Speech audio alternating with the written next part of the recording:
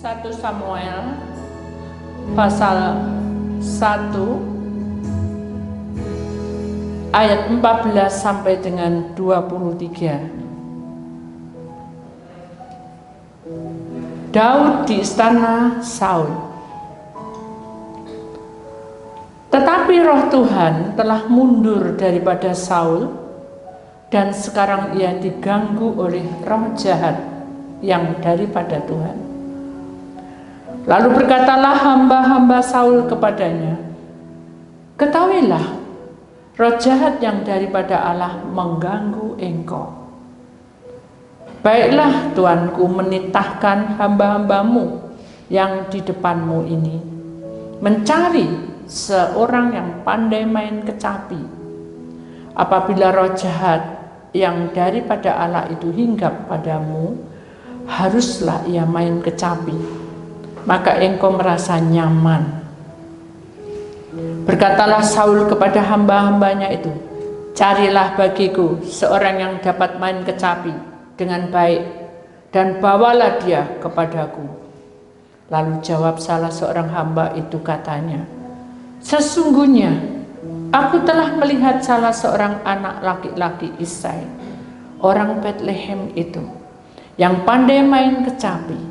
Ia seorang pahlawan yang gagah perkasa, seorang prajurit yang pandai bicara, elok perawakannya, dan Tuhan menyertai dia. Kemudian Saul mengirim suruhan kepada Isai dengan pesan, suruhlah kepadaku anakmu Daud yang ada pada kambing domba itu. Lalu Isai mengambil seekor keledai yang dimuati roti, sekirbat anggur, dan seekor anak kambing. Maka dikirimkannyalah itu kepada Saul dengan perantara Daud anaknya. Demikianlah Daud sampai kepada Saul dan menjadi pelayannya. Saul sangat mengasihinya dan ia menjadi pembawa senjatanya. Sebab itu Saul menyuruh orang kepada Isai mengatakan, biarkanlah Daud tetap menjadi pelayanku, sebab aku suka kepadanya. Dan setiap kali apabila roh yang daripada Allah itu hinggap pada Saul, maka Daud mengambil kecapi dan memainkannya. Saul merasa lega dan nyaman, dan roh yang jahat itu undur daripadanya. Bapa, hari ini kami datang dengan segenap hati, segenap roh, segenap jiwa.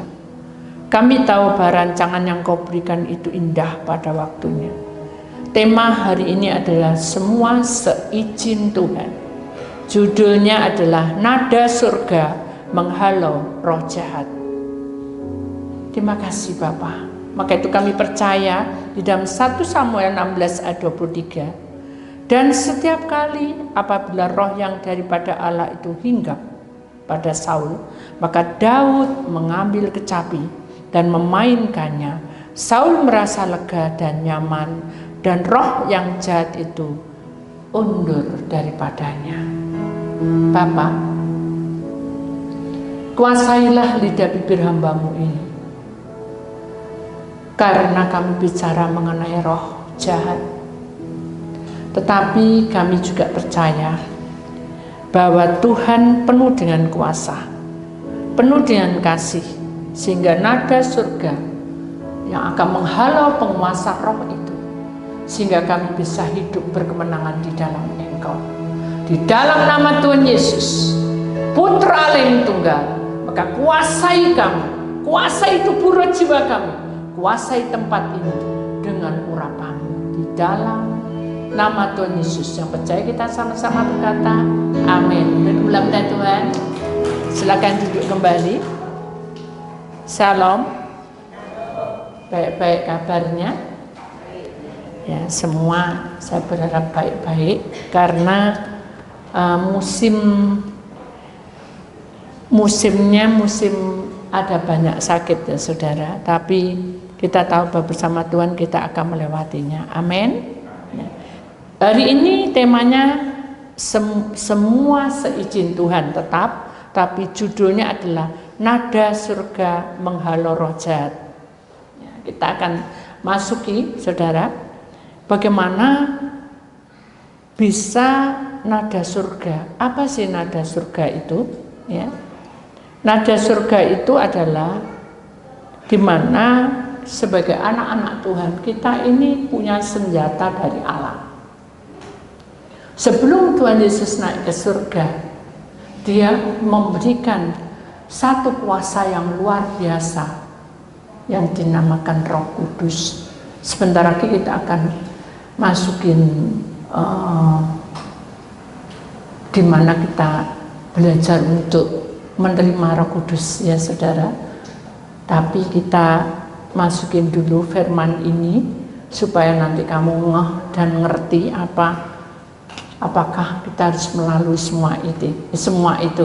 Saudara, salah satu dari kehidupan kita sebagai orang pilihan Allah, kita ini harus benar-benar peka, saudara, bahwa penguasa-penguasa yang tidak baik, roh-roh yang tidak baik itu seringkali mempermainkan anak-anak Tuhan. Ya. Dia itu ngancamnya itu sama anak-anak Tuhan. Orang yang mengerti kebenaran Allah, orang yang sudah bertahun-tahun mencintai Tuhan Yesus, ya. Orang yang sudah mengenal bagaimana kebaikan Tuhan. Iblis itu mengintai. Dari kejadian 1 Samuel ini, saudara, pasal 1 ayat yang ke-14 sampai dengan 23 ini menunjukkan bahwa Saul itu sudah banyak pelanggaran, ya. Dan Saul tidak mentaati perintah-perintah Tuhan sehingga Allah undur. Tetapi roh Tuhan telah mundur, berarti meninggalkan Saul, bukan mundur kalah, meninggalkan Saul. Apakah kita juga seperti itu? Bu, aku kan tidak tahu roh Allah itu ninggalo apa ndak. Aku sendiri pokoknya doa, pokoknya disuruh poso ya poso, disuruh rapi ya tak suruh datang Bu Titi. Saudara, itu semua adalah kewajiban. Yang Tuhan mau di sini adalah roh Allah bekerja di dalam hidup kita, saudara. Karena kalau roh Allah hidup di dalam hidup kita, maka semuanya seizin Tuhan pun, maka terjadilah kuasanya. Jadi kuasa itu akan berjalan bersama dengan hidupmu dan dia akan mengiringi kamu. Di sini dikatakan nada surga itu adalah bisa puji-pujian, penyembahan, dengarkan, bisa berdoa untuk lebih lama, jangan menuntut dan jangan minta, mengucapkan syukur, bisa juga masuk di dalam dunia roh, ya. Jadi nada surga ini adalah di mana sesuatu yang bisa menyenangkan hati Allah, itu namanya nada surga. Jadi nada surga itu bukan hanya untuk tim pujian, bukan, tapi untuk seluruh anak-anak Tuhan, seluruh dunia, bahwa kita harus memiliki nada surga. Jadi kalau kemampuan kita ini menyembah, saudara. Kalau kemampuan kita itu membaca firman dan masuk bisa hafal. Kalau kamu memiliki sesuatu kehidupan yang senang untuk bersaksi tentang cinta Tuhan, saksi no. Itu adalah nada surga. Jadi semua yang Tuhan sudah berikan dalam hidup kita ini, saudara, bukan hanya sesuatu yang kayak kamu tak kasih kebahagiaan, tidak bisa juga seperti itu. Tuhan ingin supaya dalam pembentukan kita ini diproses, ya, supaya matang. Kita ini seperti pohon yang tinggal di aliran sungai, kasih Allah kuasanya dan urapannya. Kalau pohon ini tidak berbuah, maka sia-sialah hidup kita. Jadi kita harus memiliki buah. Tahun berganti, umur bertambah, kita bukan berarti kita tidak rapuh. Pasti umur bertambah, pasti makin tua. Tapi adakah dalam hidup kita semakin mengenal Allah? Atau kita hanya sekedar mengerti aja, pokoknya aku mengikuti sudah selesai? Tidak, saudara. Tuhan ingin dengan kejadian 1 Samuel pasal 1 14-23 ini menunjukkan bahwa Saul ini diurapi loh. Dengarkan saudara, Saul ini diurapi, dipilih oleh Allah sendiri supaya menjadi raja, memimpin bangsa Israel. Tapi kenyataannya bahwa Saul banyak sekali melanggar sakar-karpe. Kalau maaf ya saudara, saya bukan menyindir, maksudnya gini, kalau kita punya tim pujiannya, pokoknya nyanyi, tidak boleh. Oh, kalau kita bagian tim doa, pokoknya doa, tidak bisa seperti itu. Saul melakukan seperti itu. Jadi dia asal-asal aja, dia suka-sukanya. Kalau dia mau ya mau, enggak ya enggak. Kalau mau ya mood, enggak mood. Nah itu, jadi masalah di kantor, masalah di pekerjaan, jangan dibawa di pelayanan. Masalah di keluarga, jangan dibawa ke pelayanan. Karena apa? Kalau kita membawa, boleh sih sebetulnya, asal kita bisa menahan diri kita. Bisa nggak bisa menahan? Nggak bisa. Contoh aja, satu kesaksian. Ini kesaksian yang paling mudah dan itu sering terjadi. Kita ini beberapa hari tidak ada pembantu, betul kan? Ya. Untuk membersihkan rumah itu butuh waktu, ya. Sementara dalam proses pekerjaan dari awal ke akhir itu gak berhenti karena sibuk semua. Dengan kesibukan itu, dia pun juga masuk berdering kemana-kemana, ke situ, ke sini, ke situ. Menurut saya, biasanya saya bisa tenang untuk duduk diam, tapi sekarang saya harus bergerak menyelesaikan. Yang penting adalah saya tidak arah ke sana. Jadi tubuh saya bergerak, hati saya berserah pada Tuhan. Akhirnya, saudara, saya jengkel. Kenapa? Karena dengan posisi saya sudah capek kayak gini, saya harus masak. Tapi masak kan tidak apa-apa. Yang penting saya sudah ngomong ke Tuhan, saya tak masak.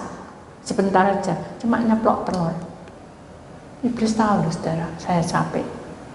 Jadi tangan saya ini juga jebrotan minyak sampai melonyok gitu saja.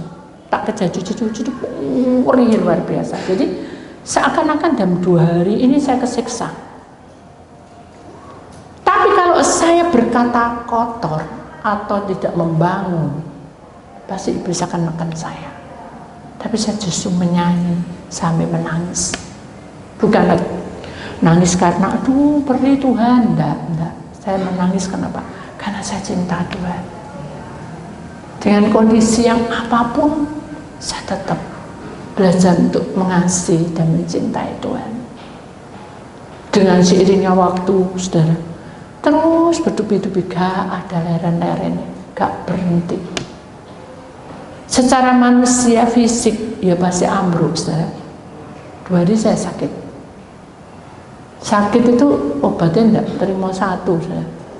9 itu untuk mahtok, karena saya terlambat makan. Dan dengan posisi yang seperti itu, bukan 9 mahtok ya, ada untuk pusing, ada untuk macam-macam, tapi intinya itu kemah.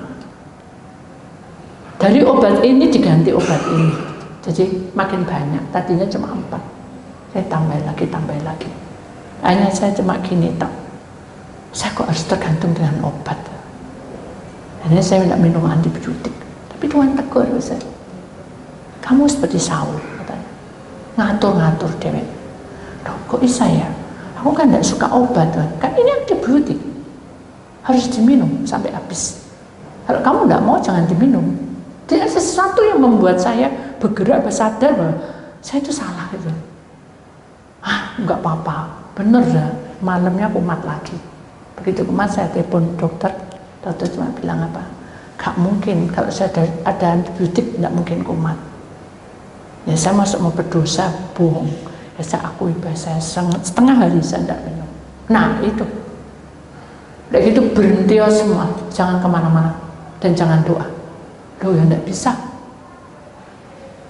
Jadi Ada hal-hal yang membuat kita bertentangan karena kita proses hidup kita itu tidak mampu. Tapi ketika kita menjalankan dengan rela, bisa loh sudah ditata. Ada aja jalan keluarnya. Jadi intinya adalah semua proses hidup manusia itu tergantung dari pribadi, bukan pribadi saya pendoa atau pribadi si istri, anak, mantu, cucu, tidak ada hubungannya. Jadi pribadimu yang mbok bentuk tuh kayak apa? Lek kamu hanya sekedar mengenal ya sampai di situ iman. Tapi kalau kamu mau terjun dan mau rela, sakit pun kamu terima, Tuhan buka, Tuhan singkapkan. Begitu saya sudah menyerah ya, karena saya sudah capek tuh, udah pegel, ini numplak, tahu ya saudara. Jadi laraan kotoran sampah itu sudah 2 kresek besar-besar, udah bersihin rapi, tumpah airnya keluar. Saya pikir-pikir ini air dari mana? Ternyata air minum yang belum habis ditaruh situ. Saya mau marah, tidak mungkin. Wes ngepel, malam ngepel. Ngepas sudah tak taruh rapi-rapi, sudah tikus jalan. Jadi buat 2 hari itu buat saya betul-betul harus marah, harus jengkel dan pusing sendiri. Tapi begitu tak serana saudara, saya cuma duduk diem, tak lihat obatnya, tak doa no, iki si opo nih, aku kok tergantung dari obat. Tuhan bilang apa? Karena fisik, minum aja yang perlu. Akhirnya tak ambil, tak pilihin, saya telepon lagi sama dokter, memang benar itu. Tuhan sudah tunjuk sesuai dengan Tuhan pilih. Jadi itu saudara, saya bukan dokter, tapi Tuhan itu memberi saya tahu. Sama seperti saudara, ketika saudara punya masalah, dan masalah itu mungkin buat orang lain, saudara tidak ada jalan keluarnya. Buat kita pun mungkin buntu, tapi ada jalan keluarnya. Yakinlah, karena masalah itu pasti terjadi. Seperti Raja Saul. Mari kita perhatikan bersama-sama saudara ya. Di sini ayatnya adalah, dan setiap kali apabila roh yang daripada Allah itu hinggap pada Saul, itu ada roh kejahatan, karena Allah izinkan, karena banyak pelanggaran, dia menghinggapi Saul. Saul sudah bukan diri Saul lagi. Jadi orang yang marah, dengarkan, orang yang marah, orang yang curas hatinya, orang yang suka bergosip, orang yang mulutnya macam-macam, itu kan dari Tuhan. Iblis yang apa? Iblis yang apa? Yang masuk di sini katakan, setiap kali apabila roh yang daripada Allah itu hinggap, menghinggapi hidupmu, sehingga pola hidupmu bukan lagi dirimu. Gak bu, aku baik-baik, tapi kita tidak damai sejahtera, ramai. Orang yang betul-betul mencintai Tuhan sesuai dengan firman Tuhan ini, dia akan lega. Sini saja. Daud mengambil kecapi dan memainkan, Saul merasa lega dan nyaman. Orang yang menjadi anak-anak Tuhan mesti lega dan nyaman. Tidak perlu ngomel-ngomel, tidak perlu marah-marah. Oke ya sudahlah, saya berserah, saya gitu. Sudah saya bersihin semua bersih semua, minyaknya numplak. Memang dibuat gitu. Begitu minyak numplak kan eman-eman saudara ya, keluar banyak gitu, ngepel lagi. Dan ini yang di sebelah sini, saya di sebelah sini. Jadi memang diizinkan seperti itu supaya apa? Imanmu tuh kuat pandak. Begitu saya lapin, saya berdoa, nyanyi-nyanyi. Sudah enak, baru tak taruh itu kompor, sudah. Itu keluar apinya, sudah. Dari mungkin minyaknya tumpah ya, dari bawah atas sampai pokoknya semua 1-2 itu sampai bawah itu keluar airnya, keluar apinya. Jadi saya bingung mau ngambil apanya, tapi saya bilang Tuhan, darah Tuhan Yesus menyucikannya. Saya tidak bisa Tuhan, ya apa ini ada api ngebuk gitu. Begitu terus ada suara angkatan, tak angkat mati apinya. Jadi kalau karya Tuhan bekerja, saudara tidak perlu takut. Apapun yang terjadi, saudara pasti dijamin oleh Tuhan. Amin. Ada satu kesaksian saudara. Ada satu rumah tangga yang baru pindah. Saya tidak izin sama orangnya, tapi pasti bolehlah. Ya. Saat itu saya juga tidak ngerti, memang dari rumah yang lama saya sudah ngurapin dan saya juga tidak mengerti kalau di situ ada sesuatu. Hanya saya berdoa, saya bingung, loh kok di depan pintumu tuh yang baru, rumah baru, itu ada jam. Dan itu menyerupai burung, ada burungnya. Terus saya ketawa, ya memang, kan itu rumah yang lama, dari rumah lama kan sudah diurapi. Saya juga mikir, ya sudah diurapi, ya kok usah dimasukin gitu. Akhirnya kita doa puasa, setiap hari ketiga, Tuhan bilang hari ketiga, baru dibuka kronologinya. Ternyata ada 3 orang di rumah baru itu, di lingkungan itu 3 orang yang mati, tubuh roh jiwa. Tapi satunya, maaf 2 ini satunya pakai pedukunan, yang satu punya jimat. Nah yang jimat yang jahat itu nempel di kayunya yang berupa burung itu. Kan serem saudara. Iya. Jadi iblis itu bisa masuk di dalam tubuh manusia, ya. Dia bisa hinggap, tapi dia juga menempel di benda-benda mati seperti kayu, kain. Nanti saya akan terangkan kesaksian selanjutnya. Jadi dengan benda-benda itu saudara, kita sadar bahwa sangat berbahaya sekali kalau tanpa Tuhan di tengah-tengah kita. Hanya saya tanya, Tuhan ini membuat apa? Membuat semuanya kisruh, kacau keadaan, keuangan habis, terus kondisi keadaan suram, kondisi hidupnya juga kacau. Kenapa? Karena dalam kondisi itu saudara, hatinya kuda gulana terus. Mau seperti itu? Gak mau kan? Kita hidup harus bahagia, damai, tentram, tapi yang dilewati adalah kekacauan. Mari saudara, itu juga salah satunya, satu kesaksian yang harus kita perhatikan, bahwa kalau kita punya Tuhan, ya, dimanapun berada, Tuhan buka dan singkapkan. Suatu hari, saudara, saya lagi berdoa, ya, saya melihat ada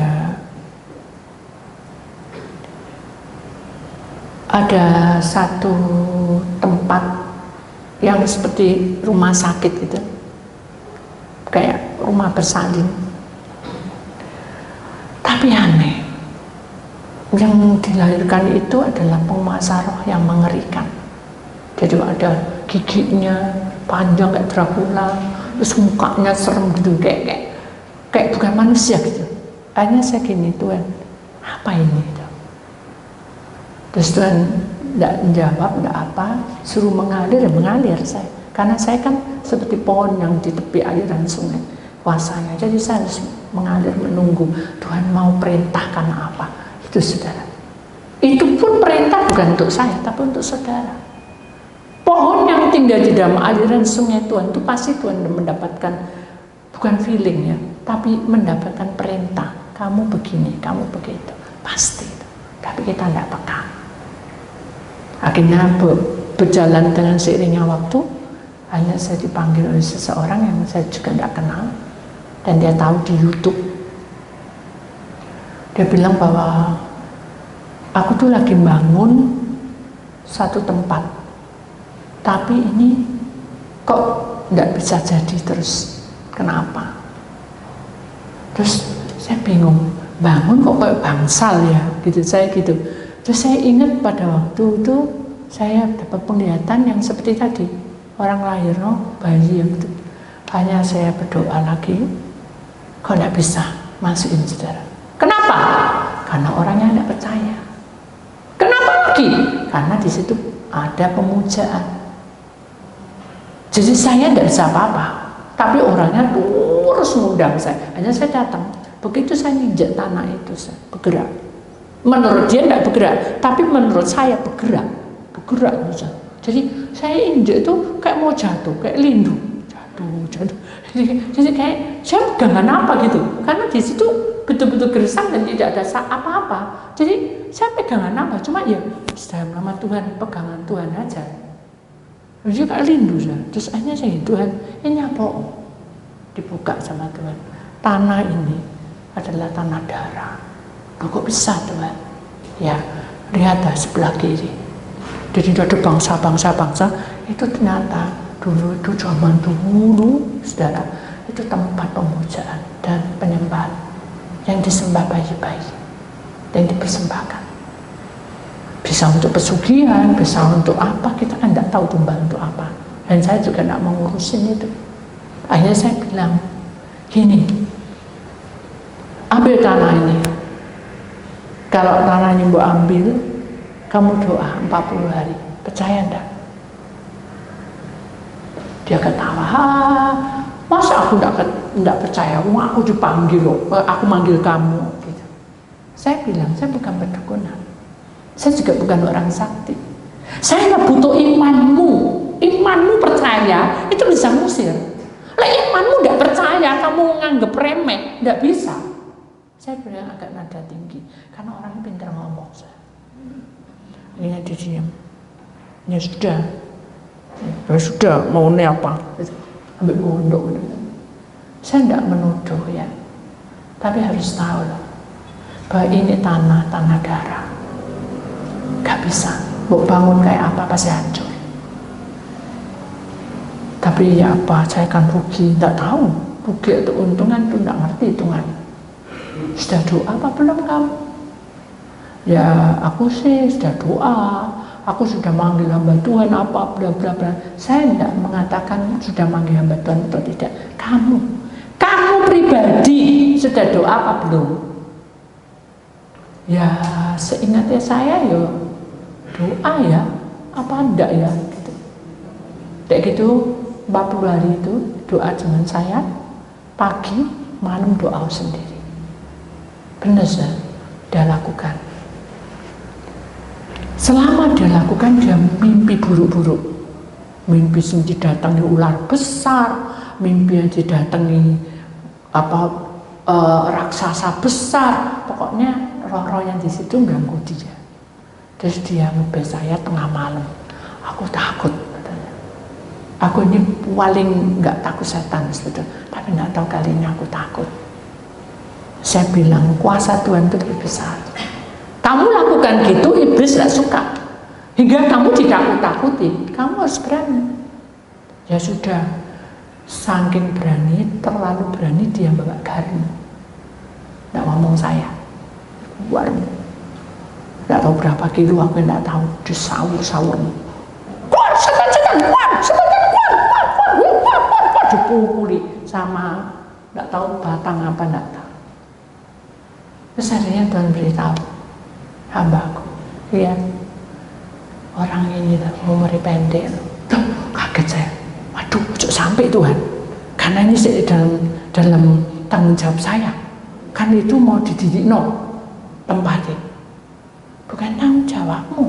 Karena dia sudah mendua dengan aku. Masa Tuhan? Ya enggak percaya kan kamu sama aku? Percaya. Ya sudah, tak buka kronologinya, dibuka. Ngawuri gua enggak tahu berapa karung, kan luas loh. Udah, sudah dipun sama saya. Lega saya. Itulah karepmu dhewe. Kayak Saul juga gitu, kuape dhewe. Nah akhirnya dengan seiringnya waktu Tuhan tunjukin garam yang kamu taruh itu semakin menjadi makanan. Jadi tanahnya itu buka semua, semua retak. Terus dia bingung, apa nih? Kok ambles ya tanahnya? Ya sudah, karena kamu melanggar, ya kamu doain beliau tanah, didoain nanti masuk ke situ. Waduh, aku lah tambah rugi. Gak tahu rugi enggak rugi, kan kamu melanggar. Beli tanah, didoain sak gunung dah. Doa tinggi, doa sampai 40 hari baru dimasuk ke situ. Itu pelanggaran. Jadi hidup kita juga hati-hati saudara ya, jangan sampai kita melanggar. Kenapa? Karena Tuhan tidak suka kita melanggar. Amin.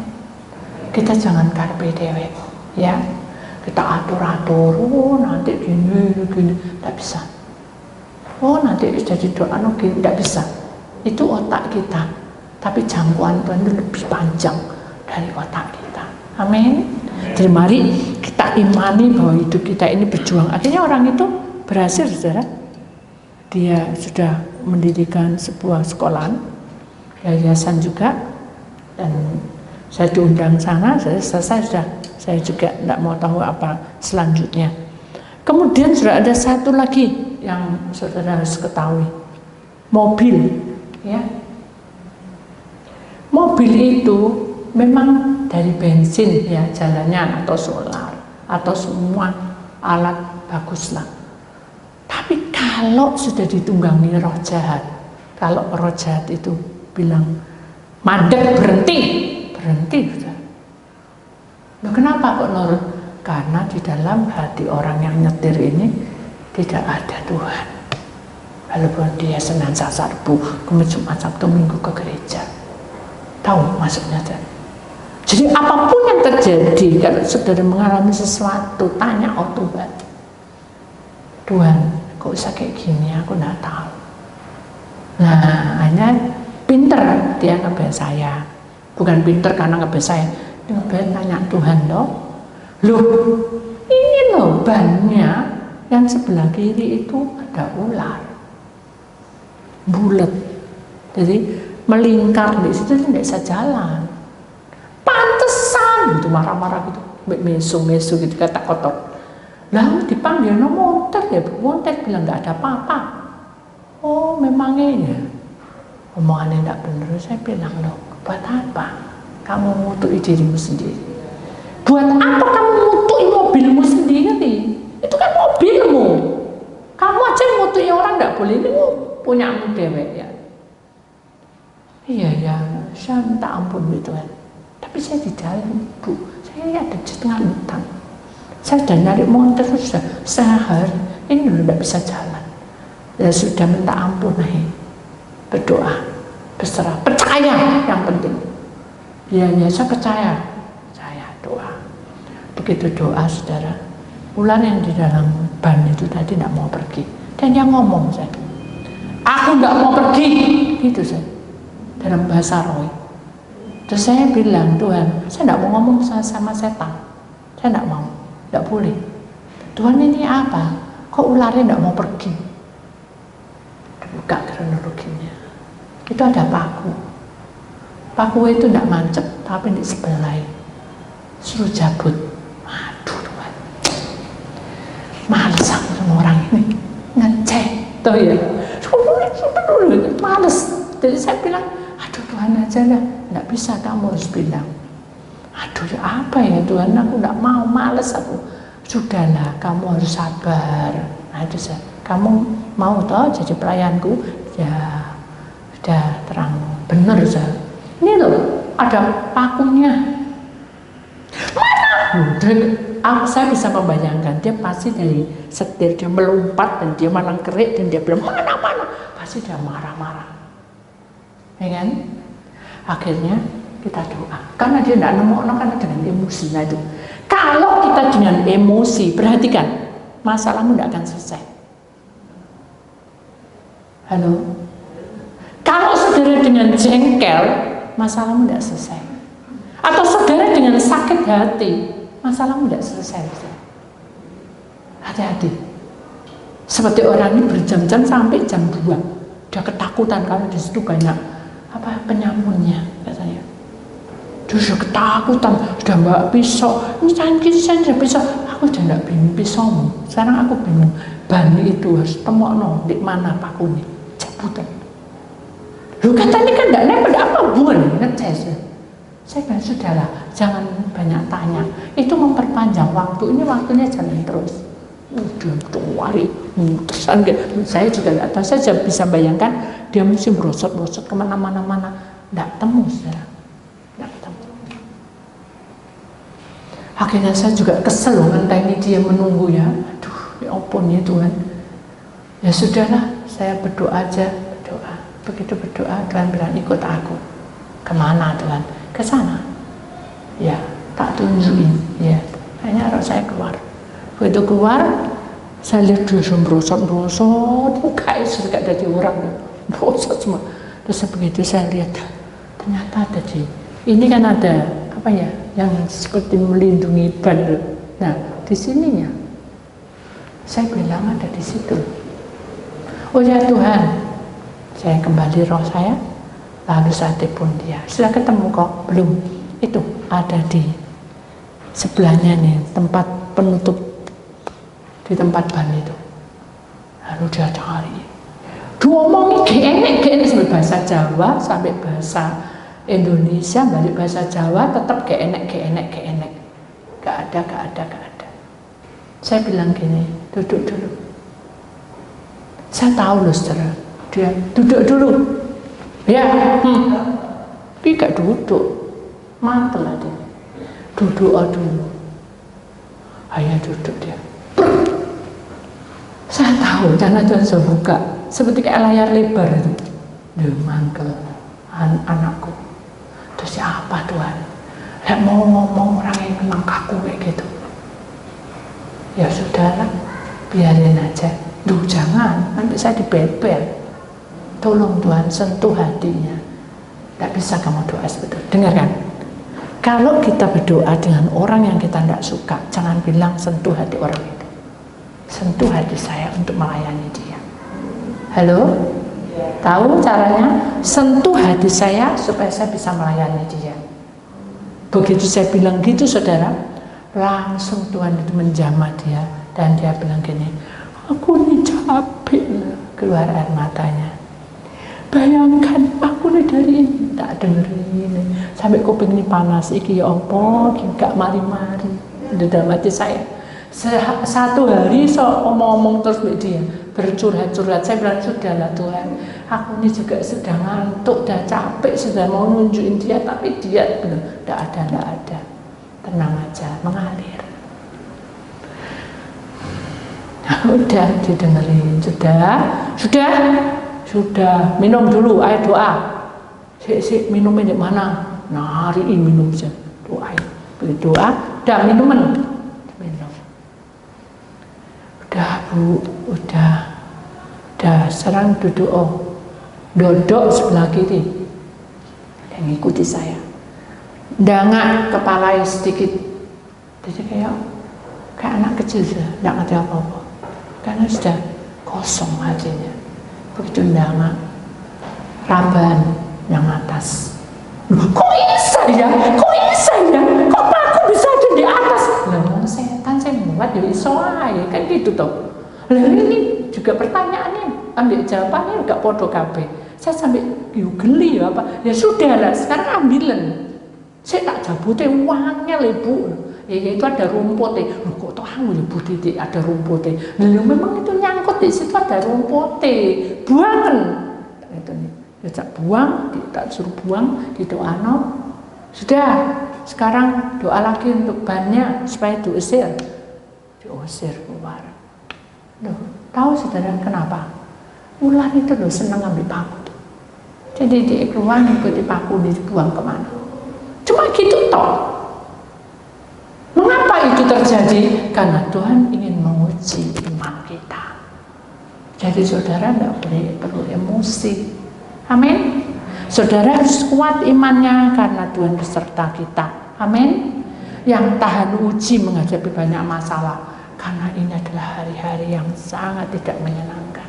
Itu tidak sesuai nanti dengan kata hati kita. Halo? Harus belajar sabar. Amin. Belajar mendengar suara Tuhan. Amin. Karena Tuhan beserta kita. Mari saudara kita sudahi bahwa kalau kita itu sungguh-sungguh di dalam Tuhan, maka kita akan menjadi disempurnakan. Kita akan mengerti. Jangan karpe dewek. Amin. Ya. Jadi kalau gini, ini gini ya. Tuhan, akhirnya mau cuci-cuci dulu atau masak dulu ya? Saya tanya. Tuhan bilang mengalir aja. Ini ada bayi Tuhan, mumpung tidur, mengalir aja. Udah masih mengalir, ini nggak bisa masak, nggak bisa cuci-cuci. Itu logika saya, saudara. Itu tidak lama, ada tamu datang, ya sudah, baru saya bisa kerja. Jadi Tuhan itu menata waktunya. Ternyata memang si cucu kecil ini bangun ya saudara. Coba kalau saya sudah masak di tengah-tengah, jadi apa? Atau saya cuci-cuci, tidak bisa. Tuhan itu melihat seluruh hidup kita. Apa yang ke depan yang tidak baik, Tuhan tetap bilang sudah mengalir. Dia tidak bilang jangan, tidak, mengalir. Amin. Itulah firman Tuhan, saudara. Tuhan pasti punya kuasa atas hidup kita. Jangan lupa bahwa iblis itu bisa menguasai hidup kita selama kita memiliki jimat, memiliki sesuatu penguasa roh yang bukan dari Tuhan. Itu harus diputus. Kalau enggak, saudara, semuanya itu akan menghinggapi hidup saudara sewaktu-waktu. Itu zaman dari dulu, dari dia belum punya anak. Ini kejadian sebelum saya tutup. Dari anaknya belum menikah sampai anaknya punya cucu, dia punya anak berarti cucu kan, itu loh kain yang tinggal di tempatnya lemari ujung. Saya bilang berdoa aja, aku tuh kesel loh, sakit ini giliran, ini papa mama cucu anak mantu papa terus muter terus itu sampai 2 bulan saya gak kelenger, obat-obatan toh. Hanya saya bilang kok aneh ya, ini gilir kacang, wah enggak baik ini. Masuk muter-muter gitu kayak bangsa Mesir. Besoknya kita doa puasa, tunjukin sama Tuhan, semoga doa puasa dibuka. Loh, memangnya di sebelahmu tuh bangun rumah? Iya, dibongkar rumahnya. Lah setan mencolot di tempat kain. Kain yang mana? Aku enggak beli kain. Ngamuk-ngamuk. Doa, aku enggak beri kain. Di pojok kelihatan ada kain warnanya putih dan kembang-kembang, sungguh aja ada. Padahal itu rumah saya diurapi. Jadi iblis itu tahu kelemahan baru rumah diurapi boleh, tapi sesuatu yang baru masuk tanpa didoakan itu juga baik. Makanya nggak bisa beli. Tuhan sucikanlah makanan. Amin. Jangan aku lalu doa. Kan sering gitu kan, doa saudara, karena itu lebih penting. Amin.